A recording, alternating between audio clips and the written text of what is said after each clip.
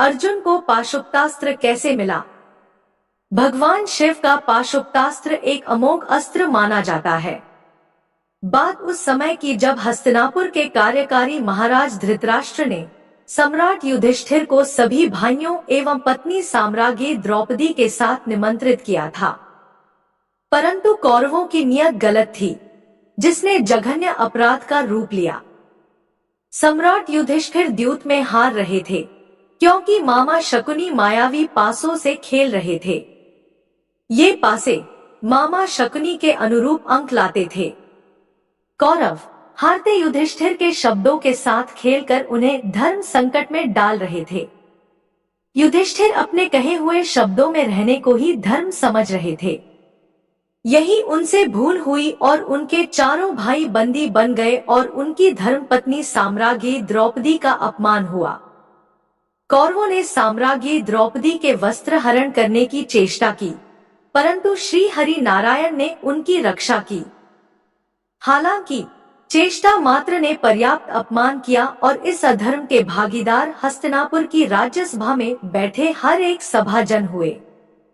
पांडवों को वनवास और पाशुपतास्त्र सम्राट युधिष्ठिर का राजपाट दुर्योधन ने छलपूर्वक छीन लिया और हारने के दंड स्वरूप महाराज युधिष्ठिर को उनके भाइयों एवं पत्नी सहित 12 वर्षों का वनवास तथा 1 वर्ष का अज्ञातवास मिला। जब वे जंगल की ओर प्रस्थान कर रहे थे, तभी भगवान श्री कृष्ण ने सभी पांडवों को अपनी अपनी शक्ति में वृद्धि करने हेतु अलग अलग मार्ग सुझाए।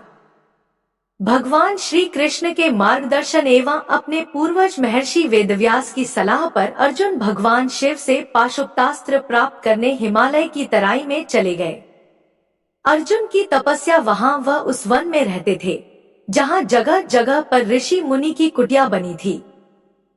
वही एक कुटिया अर्जुन की भी थी। उस वन में तरह तरह के पशु पक्षी रहते थे। पहाड़ों से झरने गिरते थे, मानो वन नहीं बल्कि स्वर्ग का एक हिस्सा हो। वही अर्जुन अपने अंगूठे के बल खड़े होकर तपस्या में लीन थे। उन्होंने खाना पीना भी छोड़ दिया था। वह केवल हवा पीकर रहते थे। उनका शरीर सूख गया था, बाल दाढ़ी मूछें बढ़ गई थी, परंतु उनके चेहरे का तेज ऐसे बढ़ते जा रहा था मानो दूसरा सूर्य निकल रहा हो। कुछ दिनों के पश्चात अर्जुन के शरीर से निकल रहा तेज उस जगह की रोशनी को अत्यधिक बढ़ा चुका था। इतना प्रकाश हो चुका था कि वहां आंखें खोलना मुश्किल था।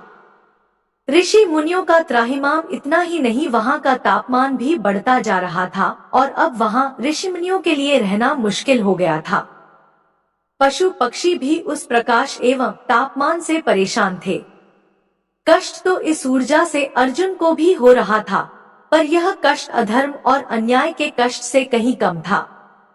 वह अपनी तपस्या से हिलने को तैयार नहीं थे, परंतु ऋषि मुनि सहित सभी जीवों का जीवन दूभर हो रहा था।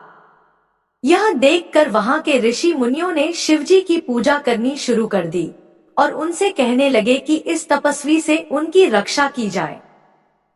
त्राहिमाम त्राहिमाम करने लगे। तभी उन ऋषि मुनियों के लिए भविष्यवाणी हुई कि हे जन, घबराइए नहीं, अर्जुन के तप से आपका अनिष्ट नहीं होगा। पांडु पुत्र अर्जुन, मुझसे पाशुपतास्त्र